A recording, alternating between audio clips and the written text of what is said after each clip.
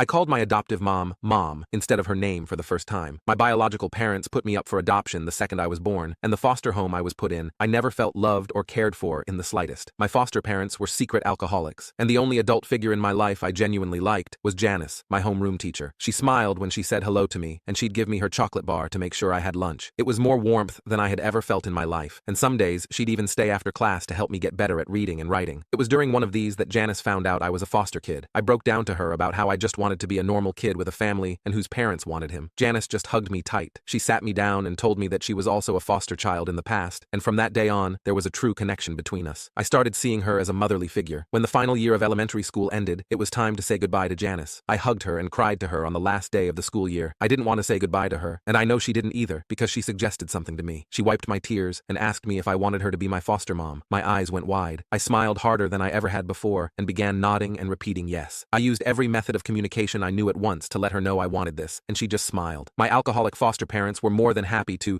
get rid of me, as they put it, and Janice welcomed me into her home with open arms. I've been living with her for 3 years now, and she is the best damn mom any kid could ever dream of having. She is so kind. She makes me my favorite meals. She watches kids' shows with me that I missed out on as a child. She gets me gifts for my birthdays. She encourages me to make friends. She even gives me girl advice, and it's actually thanks to that advice I got my crush to say yes to a date. However, there was just one major problem with Janice, and it was exactly that. I never called her mom. She was always Janice or Ms. Keaty to me, and the thought of calling her mom weirded me out at first. But then, as the years passed, and the amount of love, admiration, and respect I had for her grew, I began wanting to call her mom. I started seeing her as my actual mom because she was my mom, and I wanted her to know that. She had actually asked whether or not I would ever call her that in the past, and though she played them off as jokes, I knew she really wanted to be looked at as a mom. And so, this morning I went downstairs, and she was there in the kitchen, frying up some eggs and bacon with toast already on the plate for me. "Good morning," she said to me. "Good morning, Mom," I replied. She froze for a second, dropping the spatula into the pan. She looked over at me and just started ugly crying. She walked over to me, hugged me, and kissed my forehead. She told me she loved me so much, and I replied, "I love you too, Mom." This made her break down crying even harder, and I had to tell her to get back to the pan so the spatula wouldn't melt into the eggs.